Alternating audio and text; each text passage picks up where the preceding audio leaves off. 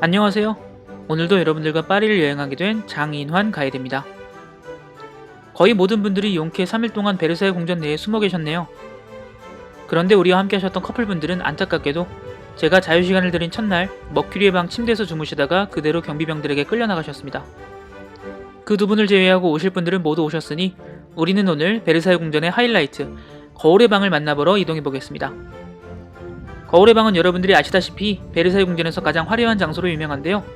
단지 화려하기 때문에 유명한 게 아니고 왜 화려하게 만들었는가에 초점을 맞춰 거울의 방을 만나보시면 훨씬 재미있게 관람할 수 있으실 겁니다.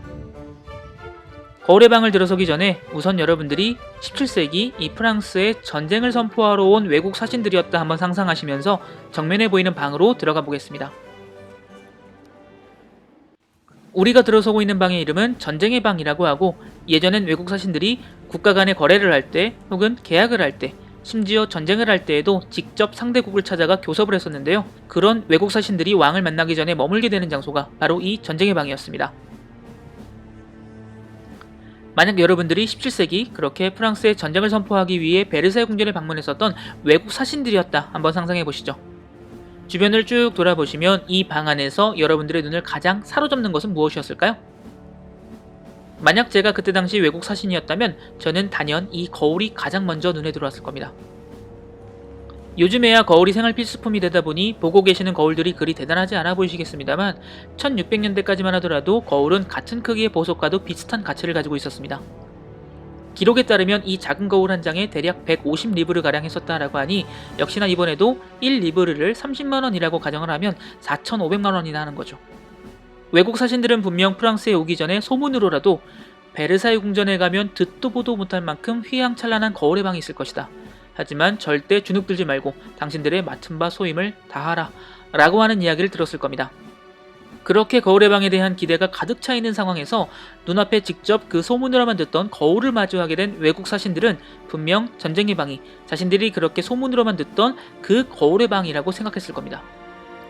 그렇게 생각하는 한편 실망도 하게 됐겠죠. 내가 듣던 것보다 그리 화려하진 않은데 겨우 이 정도 거울 가지고 호들갑들을 떨었다니 프랑스라고 하는 나라가 허풍이 심하네. 그런 생각을 하며 차분해진 마음으로 왕을 기다리면서 자신들의 생각에 거울의 방인 이 전쟁의 방을 찬찬히 살펴봤을 겁니다. 그때 그들의 눈에 들어오는 것이 바로 이 부조일 겁니다. 루이 14세가 말을 타고 위풍당당한 모습으로 적군을 물리치고 있습니다.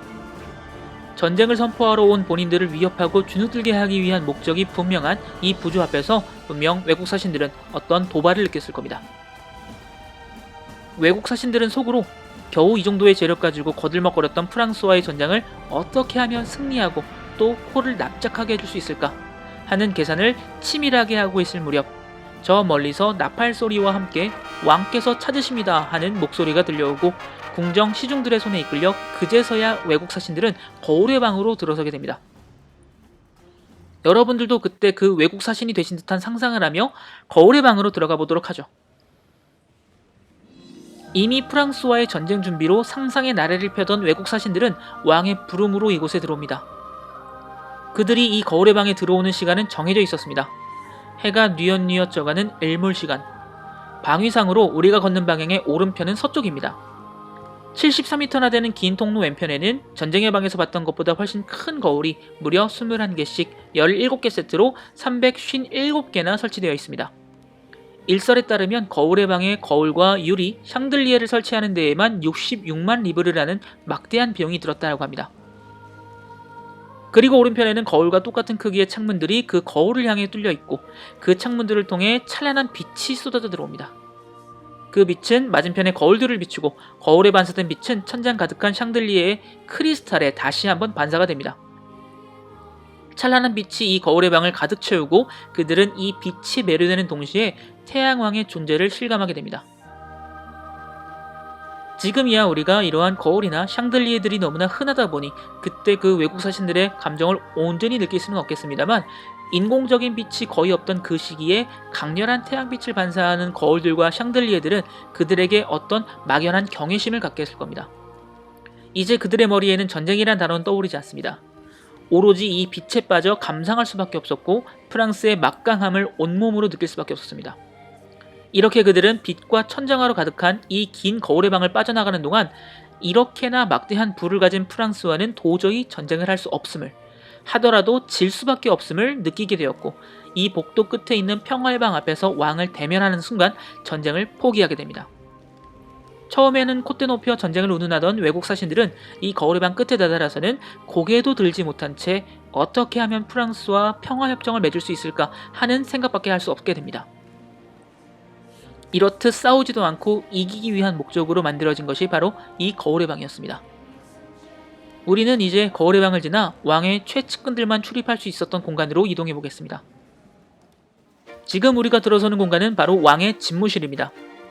이곳에서는 일요일, 월요일, 수요일에 국정 운영의 전반적인 방향을 결정하는 회의가 열렸었고, 재정부 회의는 화요일, 토요일에 열렸습니다. 이때 루이 14세는 자신의 가족들도 회의에 참석시켜 왕실의 건재함을 보여주었습니다.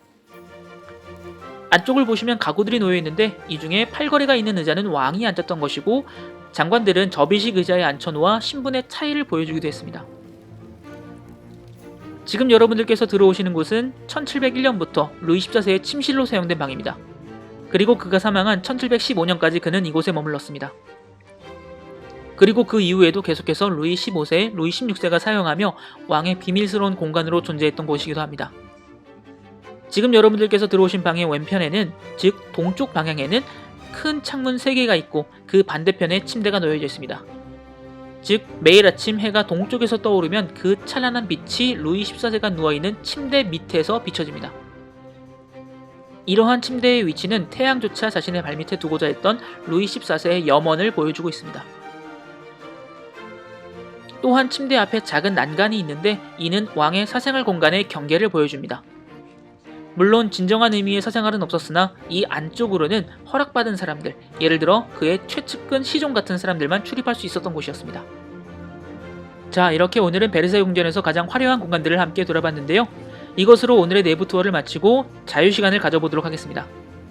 질문이 있으신 분들은 저에게 말씀해 주시고 다음 여행지에서 다시 만나 뵙도록 하겠습니다. 감사합니다.